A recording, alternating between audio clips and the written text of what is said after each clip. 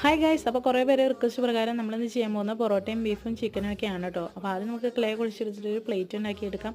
അതിനുശേഷം നമുക്ക് പൊറോട്ട ചെയ്തെടുക്കാനായിട്ട് നീളത്തിൽ ഇതുപോലെ ക്ലേ കിട്ടുന്ന ട്വിസ്റ്റ് ചെയ്ത് കൊടുക്കാം. അതിൻ്റെ മുകളിൽ നമ്മൾ ടെക്സ്ചർ മേക്ക് ചെയ്ത് കൊടുക്കാം, ലെയർ പോലെ. അങ്ങനെ നമ്മൾ 2 പൊറോട്ടകൾ റെഡിയാക്കിയിട്ടുണ്ട്. ഇനി നമുക്കൊരു പ്ലേറ്റ് ഉണ്ടാക്കാം. പിന്നെ ബീഫ് നമ്മൾ ചെറുതായിട്ടൊന്ന് ഉണ്ടാക്കി കൊടുക്കുന്നുണ്ട്, ചിക്കൻ ലെഗ് പീസ് 3 ഉണ്ടാക്കി കൊടുക്കുന്നുണ്ട്, സവാളയും കറിവേപ്പിലയും ഉണ്ടാക്കുന്നുണ്ട് കേട്ടോ.